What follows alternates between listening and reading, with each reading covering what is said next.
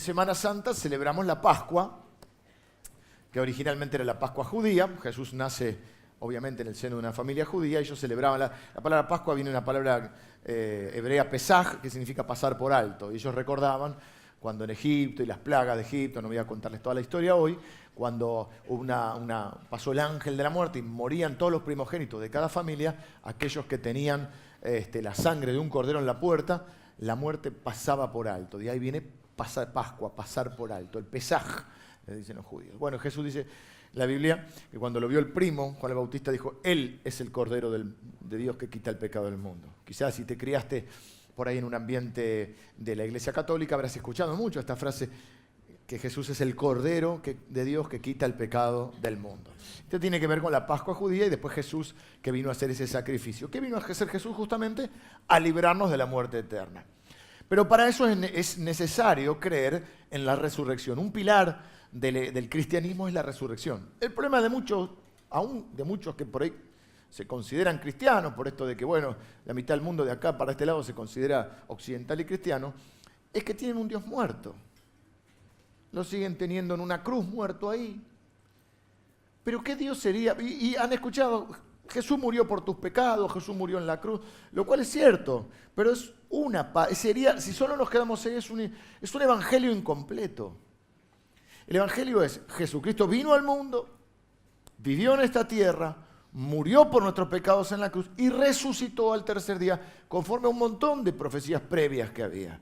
Si Cristo no resucitó, dice la Biblia, uno de los hombres más conocidos del Nuevo Testamento y de la iglesia, de la historia de la iglesia primitiva, San Pablo, dice, si Cristo no resucitó, vana es nuestra fe. Una fe que no nos sirve para nada. Tendríamos un Dios muerto. Es más, dice esto, si Cristo no resucitó, somos las personas más dignas de conmiseración. Es decir, damos pena, che. Si los cristianos tenemos un Dios muerto, estamos dando pena. Esto sería todo un chiste, una farsa. ¿Qué Dios sería un Dios que no te puede escuchar, no te puede ayudar y sobre todo no te puede salvar? Porque ya hoy por hoy, lo voy a explicar así, Jesús, no vamos a hablar del Cristo, el Mesías, el Hijo de Dios, pero como Jesús, como ser humano, históricamente, no se discute mucho la historicidad de Jesús. Fuentes extrabíblicas, historiadores, Josefo, a veces se llama Plunio, bueno, historiadores documentan la existencia de un hombre llamado Jesús. Después vamos a discutir si es Dios o no es Dios, si resucitó o no resucitó, pero como personaje histórico, como hecho histórico, la existencia de un Jesús proveniente de los judíos, crucificado en una cruz, no está muy en duda. Lo que sí podemos discutir es, no, bueno, era un buen hombre, que tenía buenas enseñanzas, no lo comprendieron y lo mataron. Pero el cristianismo no se basa en las enseñanzas de Jesús. Son parte, pero no es el fundamento. Bueno, Jesús hizo algunos milagros, algunos pueden creer o no en los milagros, pero el cristianismo tampoco se basa en algunos milagros que Jesús hizo. Bueno, no, fue el primer hippie, fue el primer revolucionario, un buen tipo, pero un buen tipo no puede salvar. El cristianismo se sustenta en la resurrección de Jesús. Si Jesús no resucitó, no puede ser un salvador, porque no puede traspasar la muerte y llevarnos al otro lado. Y no puede resolver el problema existencial que tiene el ser humano, que es el de la muerte. Por eso la Biblia va a decir, si Cristo no resucitó, vana es nuestra fe. O sea, una fe que no sirve para mucho. Un Salvador que no puede salvar. Un Dios que no puede escuchar. Entonces, lo que hoy celebramos, en toda la Pascua lo hemos celebrado porque conocemos el final de la película, que Jesucristo resucitó. Este es el Evangelio. Dice la Biblia, si confesares con tu boca que Jesús es el Señor y creyeres en tu corazón que Dios le levantó de los muertos, serás salvo. Es decir, hay una vida después de esta vida. Hay una vida después de la muerte. Es más, la muerte comienza a ser un paso necesario para una vida eterna. ¿Qué plan tenés para después de esta tierra? Porque vieron que nosotros vivimos haciendo unos problemas. El ser humano es complejo. Nos vivimos, yo también, a veces nos hacemos problemas por un montón de cosas, algunas reales que estamos viviendo. No, porque te digo, pensá en tu problema, y decís, no, cierto, tengo que pagar la luz mañana, no, la luz parece una cosa de loco, el auto que se me rompió, el trabajo, bueno, todo un montón de cosas que nos tocan vivir. Algunas son cosas que estamos viviendo ahora, algunas son cosas que avisoramos en el horizonte, estamos preocupados por cosas, me duele acá, y si esto es algo malo, y si a mis hijos le pasa algo, y si el trabajo está mal la cosa, y si me despiden, cosas que pueden suceder o no, pero que igual nos afligen. De hecho, Borges decía, tuve muchos problemas en mi vida, la mayoría de ellos nunca existieron. Cuántas cosas que uno se hizo problema y o no eran tan graves o nunca sucedieron. Pero otras sí, y también tenemos que afrontarlas.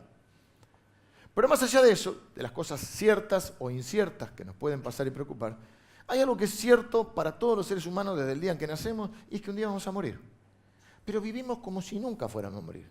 De eso no se habla porque es incómodo, porque hasta parece de mal gusto. Entonces viene y dice, vieja, si me pasa algo, los dólares están abajo del colchón. Ese es Tano. Si dice eso es Tano. Porque los italianos tienen... No, déjate de embromar, no hablemos de eso. Sí, hablemos, porque nadie tiene la vida comprada. Y porque un día, si hay algo cierto, o sea, otras cosas pueden ser inciertas, te pueden suceder, no pueden suceder, pero si hay algo cierto que te va a suceder en esta vida, es que un día te vas a morir.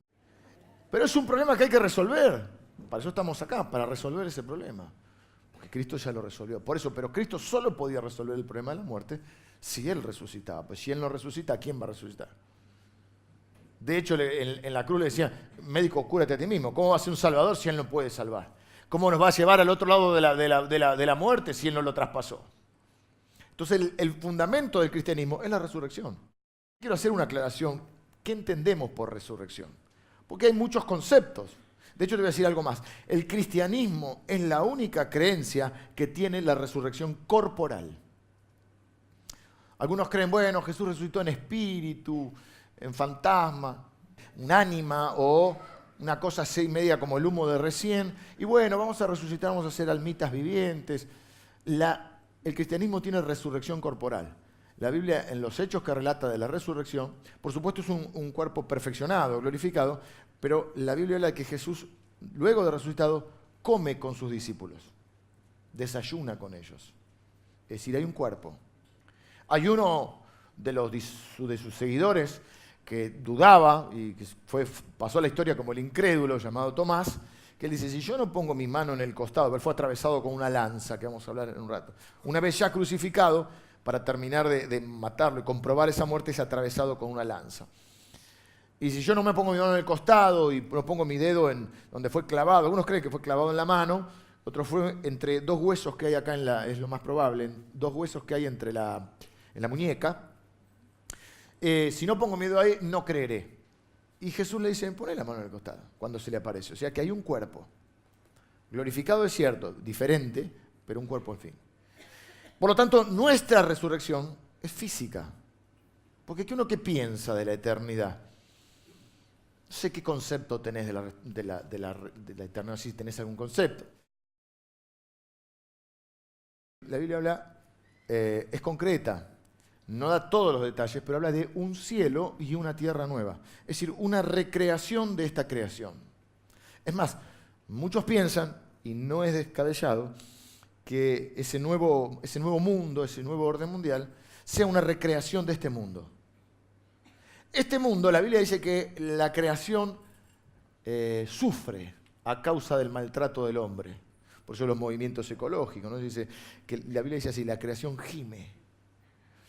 La verdad que estamos haciendo pomada a este mundo, ¿no? Pero así todo, con todos los efectos del pecado y del maltrato, de la mala administración humana, este mundo es maravilloso.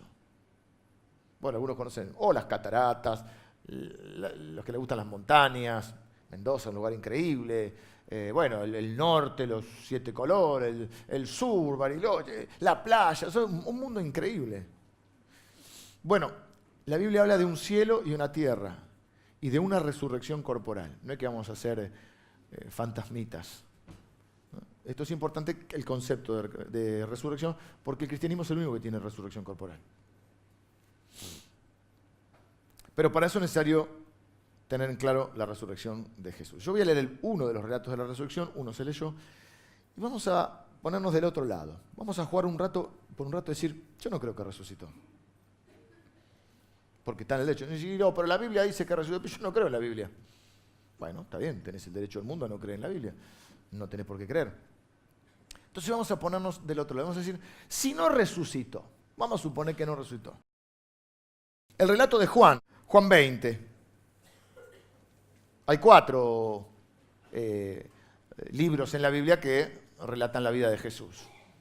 Y tienen pequeños detalles de diferencia porque cada uno lo cuenta como lo vivió. Viste, como vos ves un evento y tu señora lo vivió de una manera, vos de otra. Cada uno le quedan algunos detalles.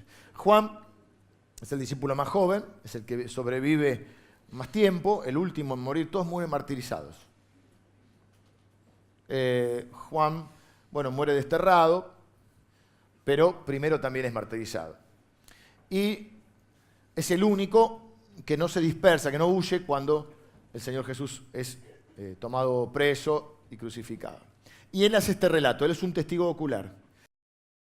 El primer día de la semana, María Magdalena fue de mañana, siendo aún oscuro, al sepulcro y vio quitada la piedra del sepulcro. El primer hecho es que si vos vas a contar una historia que es una mentira, en ese momento no elegirías una mujer como testigo.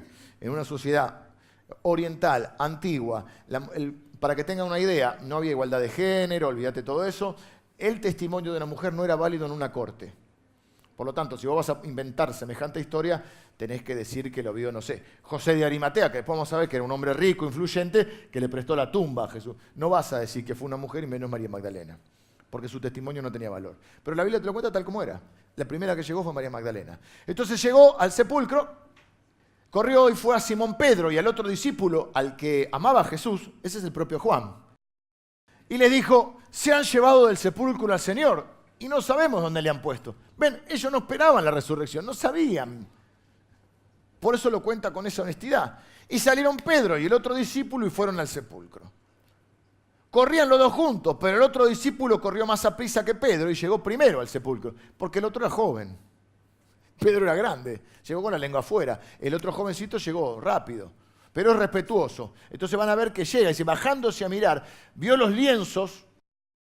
Son unas vendas con las cuales, tipo momia, ponían especies aromáticas, lo preparaban el cuerpo. Y 45 kilos de telas y de vendas. Vio los lienzos, pero no entró. Respeta al mayor y se va a esperar que llegue la autoridad que es Pedro. Luego llegó Simón Pedro tras él. No sé si por respeto tenía miedo, dice, acá hay algo raro. Entró al sepulcro, vio los lienzos puestos allí. Y el sudario, que estaba sobre la cabeza, que había estado sobre la cabeza de Jesús, no puesto con los lienzos, sino enrollado en un lugar aparte. Si se habrán hecho historias sobre el santo sudario, ¿no? Entonces entró también el otro discípulo que había venido primero al sepulcro y vio y creyó. ¿Qué es lo que vio? La tumba vacía. Y hay suficiente evidencia, porque la Biblia dice que nosotros debemos saber presentar defensa de nuestra fe. Debemos poder argumentar porque hay argumentos suficientes para creer en la resurrección. Por supuesto, al final siempre será un tema final de fe. Entonces, ¿qué dice esta historia? Que ellos llegan, el cuerpo no estaba, luego va a contar que Jesús después se les aparece, pero ahí es donde ellos se acuerdan, porque Jesús les había dicho que Él iba a resucitar y que era necesario que muriera. Por eso dice el versículo siguiente, dice, vio y creyó, y el versículo siguiente dice, porque no habían entendido. Entonces también el otro discípulo que había venido primero al sepulcro vio y creyó. Y el 9 que dice, porque aún no habían entendido la Escritura, que era necesario que Él resucitase de los muertos. ¿Qué habla de la Escritura? Porque había profecías de Jesús. De hecho hay un libro en el Antiguo Testamento, hay muchas profecías. 800 años antes, 1000 años antes. 1000 años antes, por ejemplo, se profetiza que va a morir en una cruz. La muerte por crucifixión, uno de los salmos.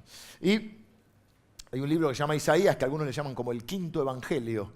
Se escribió unos 700 y algo años antes de Cristo, casi 800, un poquito menos, donde en ese libro, en Isaías, se llama el quinto evangelio porque vos podés encontrar todas las profecías que de alguna manera van como marcando la vida de Jesús. Cómo iban a ser, dónde iban a ser, cómo iba a morir, que iba a morir entre criminales, pero que iba a ser enterrado junto con los ricos, porque él es enterrado en la tumba de un hombre rico. Es decir, cosas que vos podés decir, bueno, alguna Jesús podría haber, si fuera un farsante, podría haber simulado. Te la lees, la profecía, y decís, la cumplo. pero vos no podés elegir dónde vas a nacer. Y hay una profecía, por ejemplo, que él iba a nacer en Belén, cuando él no era de Belén, él es de Nazaret, pero nace en Belén. ¿Cómo iba a morir? Que su cuerpo no fue quebrado, vamos a ver. Nadie puede... que su sepultura iba a ser con los ricos. Uno no elige todas esas cosas. Bueno, una serie de cosas que confirman, además, que la Biblia es verdad. Pero estamos en el punto de... Vamos a creer o vamos a jugar con la idea, no, yo creo que, bueno, la existencia histórica no es muy discutible, pero yo no creo que resucitó. Y ese es el punto, si no resucitó no es Dios. De alguna manera, la resurrección demuestra que Él es quien dijo ser, porque Él dijo que era Dios, cosa que otros profetas no. ¿Qué pasó si Él no resucitó? Vamos a ver las hipótesis. Cuenta la historia.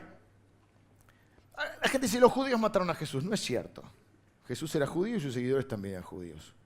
Un grupo de judíos, un grupo, diríamos, una parte de las autoridades religiosas, sí, se confabularon para la muerte de Jesús, pero no todos los judíos. Este grupo, llamado Sanedrín, sospechaba, decía, acá hay gato encerrado, algo va a pasar, porque Jesús había dicho que Él iba a resucitar. Entonces dice, no sea cosa que resucite. Van, o que los discípulos se lleven el cuerpo, que es la teoría que ellos empezaron a difundir.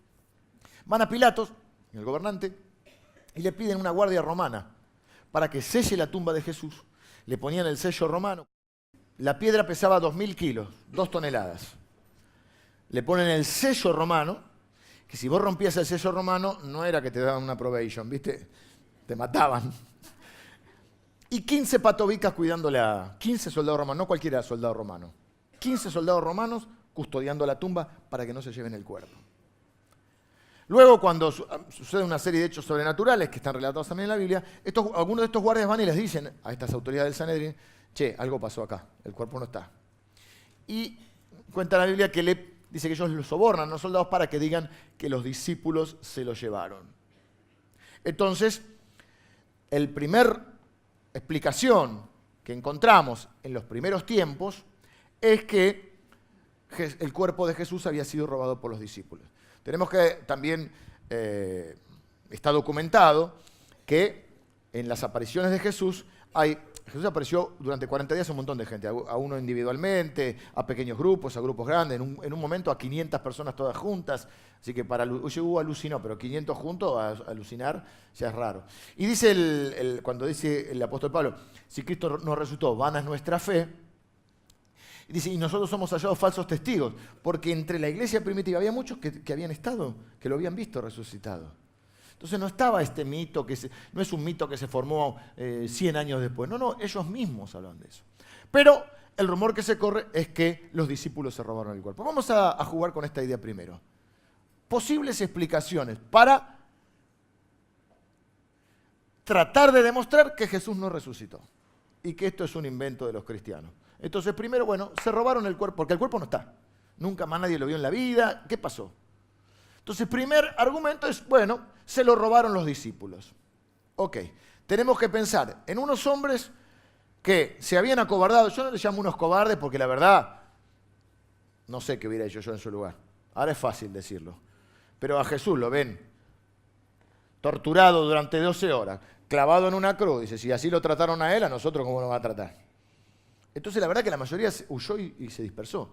Pedro, que le había dicho, yo no te voy a negar y qué sé yo, está en un momento ahí porque trata de seguir las cosas, porque está angustiado y trata de ver lo que pasa con Jesús. Está medio ahí, no escondido, pero medio de incógnito. Se calienta un fueguito con uno, si viene una mujer le dice, vos sos uno de ellos.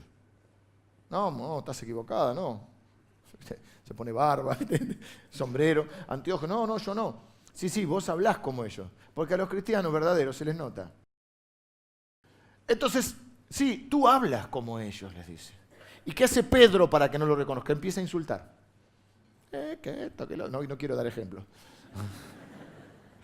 Pero quedó claro que no era Pedro. Parecía. Esas mismas personas, el único que está es Juan.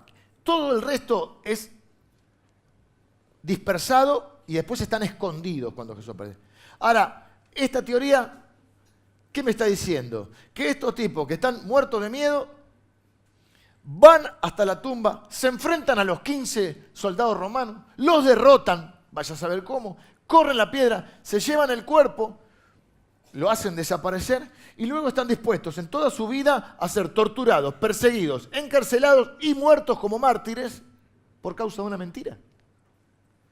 ¿Cómo explicamos ahora que Pedro, que se asustó porque una mujer le dijo esto y se me van a llevar preso, está dispuesto a morir, muere crucificado? Y cuando lo van a crucificar, él dice, no tengo problema, me voy con Jesús, no tengo miedo. Lo único que les pido, muchachos, la cruz, pongan la boca abajo porque no me siento digno de morir como el Señor. Todos los discípulos fueron, o los apóstoles, fueron martirizados, encarcelados, perseguidos y muertos. Uno le cortaron la cabeza, lo tiraron de un precipicio. A Juan, que escribe el libro, que después es no deportado, sino como dice, exiliado a una isla. Primero lo tiran en aceite o en agua hirviendo. No recuerdo en este momento. Sobrevive medio milagrosamente. Así que esta teoría me quiere hacer creer que esta gente, ninguno se quebró cuando fue torturado, cuando fue perseguido. Ninguno confesó. Todos vivieron una vida para vivir una mentira, nada más. Raro, ¿no? Bueno, digamos, no se lo robaron los discípulos, se lo robaron los enemigos. Porque tenían bronca y si no hacía cosa que recibir, se roban el cuerpo. Ok, si se hubieran robado el cuerpo los enemigos de Jesús, en el momento que empieza a correr el rumor de que resucitó, el hashtag resucitado, se vuelve, ¿cómo es? Trending topic, nunca me sale, trending topic. Jesús resucitó. ¿Qué harían los enemigos? Acá está. Y se acaba el problema. ¿Por qué no mostraron el cuerpo si ellos lo tenían? Porque no lo tenían. Y porque no tenían la más mínima idea de dónde estaba. ¿Alguna otra teoría puede haber? Pensemos juntos. ¿Qué otra cosa podría haber sucedido? Bueno, esta es linda también. En realidad no murió, se desmayó. Pasemos a pensar juntos. Torturado 12 horas, azotado, bueno, como vieron en alguna película habrán visto, más o menos así. Aparte, la muerte por crucifixión está documentada. Jesús no fue el único que murió en la cruz. Morían de a miles, o sea, cualquier cosita que no le gustaba a los romanos, tenían los leones. Bueno, los cristianos aparte después, no solo murieron los discípulos, los apóstoles, a otros lo tiraban a los leones, otros los embadurnaban en alquitrán, prendían fuego. Nerón quiso iluminar la ciudad y los prendió fuego a todos los cristianos. Todos por una mentira. Bueno, pero esta dice, se desmayó. Repito, el procedimiento de crucifixión está documentado. Lo azotaron largamente, lo clavan en una cruz. Normalmente se creía que morían por asfixia, por la posición, morían por asfixia. Los verdugos tenían que corroborar, certificar la muerte. Entonces uno de los soldados lo atraviesa con una lanza en el costado y sale agua y sangre, lo cual muestra que el corazón le explotó. A tal punto está corroborada la muerte que, y ahí se cumple otra profecía que Jesús no podría haber cumplido, que ningún hueso de él iba a ser quebrado. Normalmente cuando ya la agonía era terrible, porque lo dejaban agonizar, en un momento para que murieran les quebraban las piernas. Entonces caían y terminaban de morir asfixiados. Era terrible. ¿Qué hacían los romanos con esto? ¿Ves? Si no haces lo que no nos gusta, esto es lo que te espera. ¿Qué hace este hombre? Lo atraviesa con la lanza y como ve que está muerto, dice, no hace falta, ya no hace falta quebrarle las piernas, porque ya está muerto. Documenta que está muerto. Y se cumple esta profecía de que ningún hueso de él. Y es increíble. Bueno, entonces estamos en qué? Se desmayó. Entonces lo azotaron, lo clavaron en una cruz, le atravesaron una lanza, salió agua y sangre.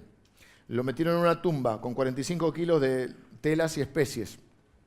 Durante 3 días sin agua y sin alimento. Se despertó, corrió una piedra de 2000 kilos, se enfrentó a 15 soldados romanos, los venció a todos y se fue a su casa. Y nunca más nadie lo vio. Bueno, cada uno es libre de creer lo que quiera. Por eso la tumba de Cristo nunca fue consagrada como como santuario. Otra última teoría, pensando, ¿qué puede haber pasado? Los amigos no lo tienen, los enemigos no lo tienen. Desmayar y levantarse está complicado. La última que se me ocurre a mí, limitadamente, no se me ocurre a mí, que he tratado de investigar a ver cuáles son las teorías posibles. La última dice, se equivocaron de tumba. Si serás, era acá y te fuiste. Bueno, vamos a pensar, se equivocaron de tumba. Van todos, entonces, pero ¿cómo se equivocaron de tumba? Si el registro dice que la tumba era de un hombre muy conocido, no solo tenía dinero, sino que era muy influyente, cosas que generalmente van juntas. Este hombre tenía dinero, era influyente, va y pide el cuerpo, se llama José de Arimatea, también está documentado por fuentes históricas extrabíblicas, dicen que fue sepultado en la tumba, parece que no era en tierra, sino que era como habrán visto, como una especie de cueva con la piedra, en la tumba de José de Arimatea. Sabían, no era una tumba desconocida. Número 2, los propios enemigos de Jesús, por temor a que lo roben, piden una guardia, van hasta la tumba donde está el cuerpo, sellan la tumba y ponen la guardia. ¿Qué confusión puede haber? ¿O ustedes creen que había una guardia romana de 15 soldados romanos en cada tumba que había? No hay posibilidad de que se hubieran equivocado. Es más, las mujeres que van a la tumba porque la Biblia relata que no cuando resucita, sino cuando lo ponen en la tumba, las mujeres estas lo siguen y ven dónde lo ponen y ven después luego que está la guardia romana. Y ellas no están inventando nada porque ella misma dice, se lo robaron, alguien se lo robó. ¿Qué pasó con el cuerpo? No es que ellos estaban ya pensando en inventar esto. Así que la teoría de que se equivocaron de tumba es muy difícil. Estaba la guardia romana, estaba el sello. Era la tumba de José de Arimatea. Y bueno, estas son las posibilidades que yo veo y la posibilidad que veo es que no hay forma, si Cristo no resucitó, no hay forma de explicar de ninguna manera qué pasó con el cuerpo. La única explicación que yo tengo es que Él resucitó. Y de hecho es interesante que la tumba nunca fue venerada como un lugar santo. Bueno, ahora es otro tema porque ahora está todo muy distinto. Luego con los años empezaron, no, esta era el huesí, esto era el santo grial, bueno, todas esas cosas.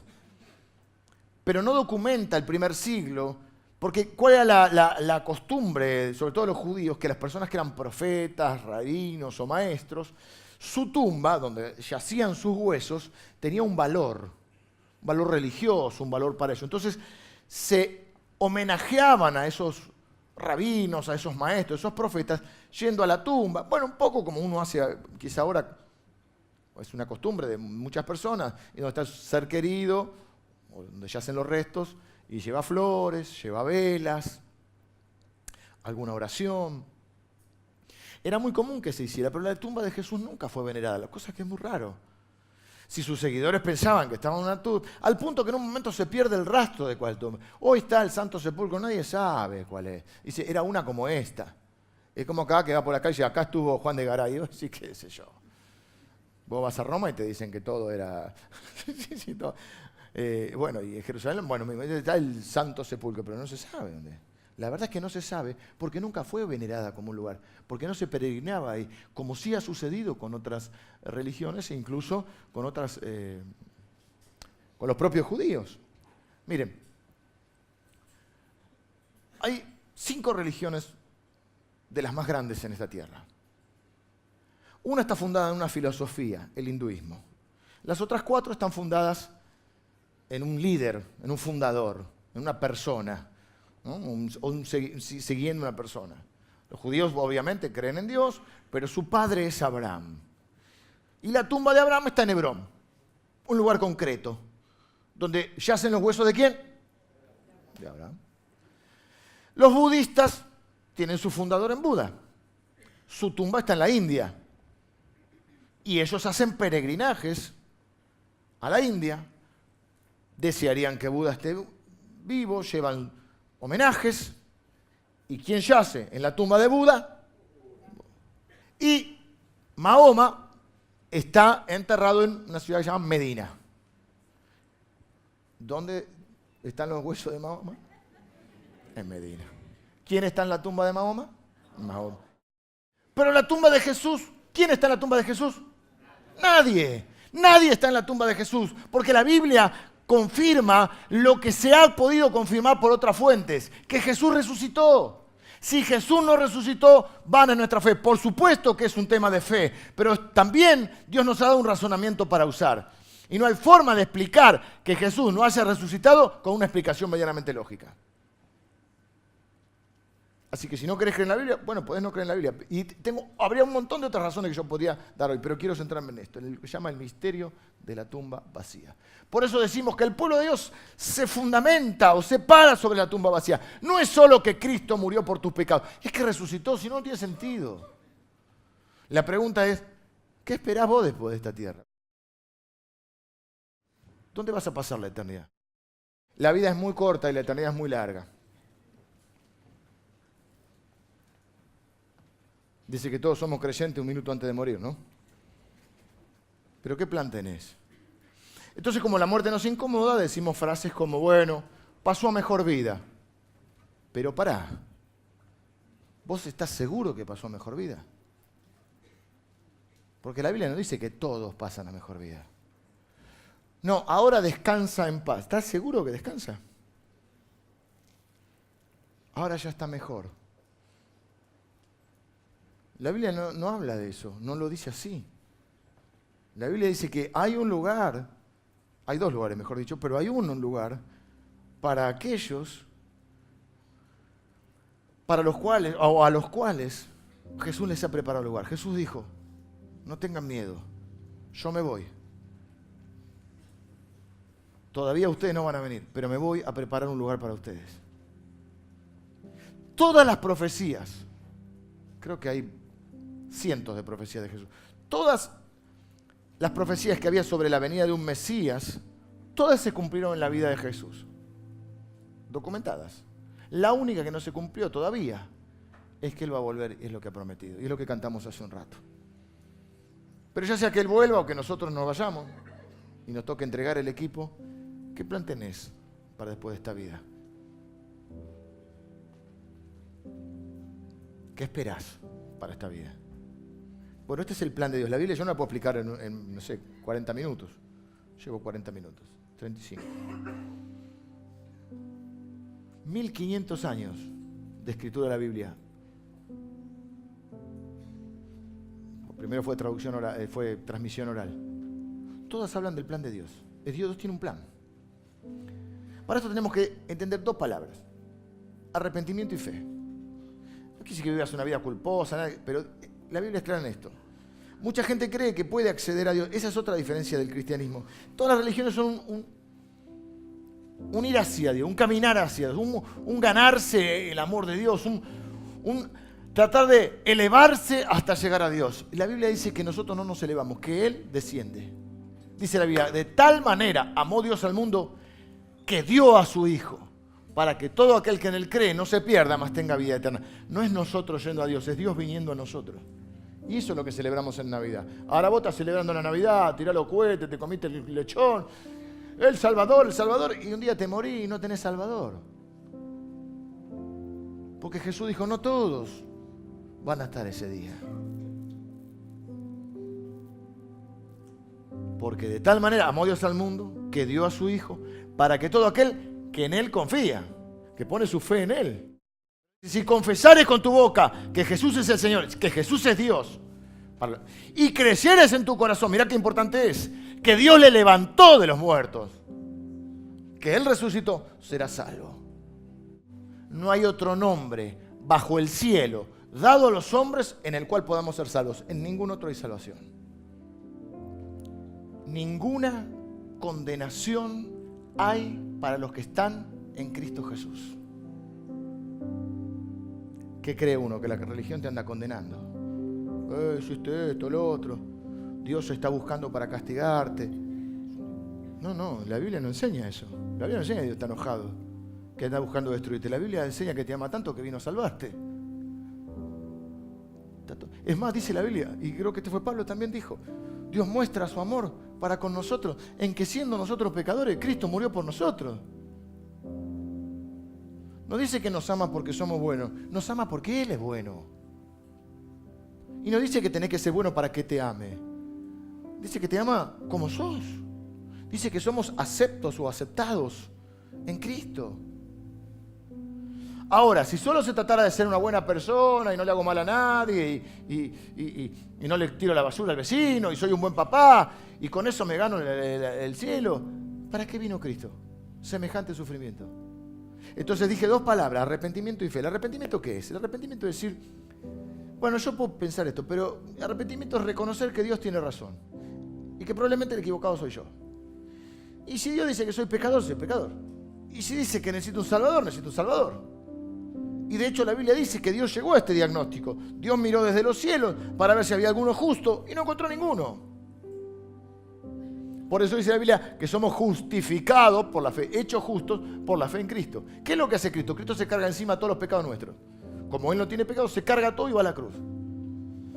Porque alguien tenía que pagar por esos pecados. Porque Dios tenía que hacer justicia, si no, no sería Dios. Cuando Él hace justicia, como Jesús es sin pecado, no tiene pecado, Dios lo reivindica, lo levanta de los muertos, acepta su sacrificio y obtiene para nosotros lo que nosotros no podíamos obtener, la justificación de nuestros pecados. Que no es decir que Dios hace la vista gorda y no tenemos pecado. No, dice, sí, los muchachos son culpables, pero ya Cristo pagó por sus pecados. No es para que ahora vivas por mi culpa, por mi grandísima culpa. No, para que vivas ahora celebrando que tenés un Salvador. Que camines con Él hasta que te encuentres con Él. Dice la Biblia, de modo que si alguno está en Cristo, si alguno pone la fe en Cristo, es una nueva persona. Y las cosas viejas pasaron y todas son hechas nuevas. Y ni siquiera que te cambies de religión. Es que entiendas que tanto vos como yo, como todos, necesitamos un Salvador. Y ese Salvador es Jesús. ¿Y la fe qué es? La fe es creer que ese Salvador que yo necesito es Jesús. Jesús dijo, yo soy el camino, la verdad y la vida. Esto dijo Jesús. Nadie viene al Padre si no es por mí. No hay otra forma. Si hubiera otra forma, yo pienso que Dios no hubiese permitido que Jesús tuviera que pasar todo eso. Pero Jesús lo pasó y dice la Biblia que por el gozo puesto delante de Él, lo hizo, por supuesto no estamos diciendo que lo disfrutó, pero lo hizo convencido, porque sabía que iba a obtener para nosotros la salvación. Esto es lo que celebramos los cristianos y por eso estamos tan efusivos. Celebramos la resurrección entre nosotros. Y dice la Biblia, y lo leímos también, que Dios le exaltó hasta lo sumo. Y le dio un nombre que es sobre todo nombre. Por eso Jesús no está más en la cruz. Nosotros decimos que la tumba está vacía, pero el trono está ocupado. Y dice la Biblia que Jesús está sentado en un trono. Está reinando sobre la humanidad. Y que Dios le dio un nombre que es sobre todo nombre. O sea que sobre el nombre de cualquier otra cosa está el nombre de Jesús. Entonces los cristianos sabemos que a lo que le podemos poner nombre, por encima de eso está Jesús. Si yo le puedo poner nombre a mi angustia, sobre eso está Jesús. Si yo le puedo poner nombre a lo que me está pasando, soledad, depresión, insatisfacción, quizás no estoy pasando nada malo, pero por ahí sí. Si yo le puedo poner nombre a mi enfermedad, y digo, no, tengo cáncer, tengo diabetes, tengo depresión, lo que fuera, sobre ese nombre está Jesús. Y dice la Biblia que el poder de la resurrección opera entre nosotros. Por eso necesitamos un Dios vivo para el cual podemos confiar y al cual podamos acudir. Pero no puedo cerrar hoy sin preguntarte, ¿estás seguro? ¿Qué vas a hacer después de esta vida? Yo sé que cuando Él venga o cuando yo me vaya, me voy con Él. Qué bueno que no tengo que hablar de una filosofía. Qué bueno que no tengo que hablar de un líder muerto. Qué bueno que no tengo que peregrinar a la tumba de nadie para lamentarme porque mi líder está muerto. Qué bueno que puedo hablar de que mi Dios está vivo. ¿Es tu Dios también? Para que sea tu Salvador, dice la Biblia, más a todos los que recibieron, a los que creen en su nombre, Dios les dio la potestad de ser llamados hijos de Dios. Hay que poner la fe en Jesús. ¿Cómo? Con una oración. Y la Biblia dice que todos aquellos que crean que Dios le levantó de los muertos y que confiesen que Jesucristo es el Señor, o sea que es Dios, serán salvos.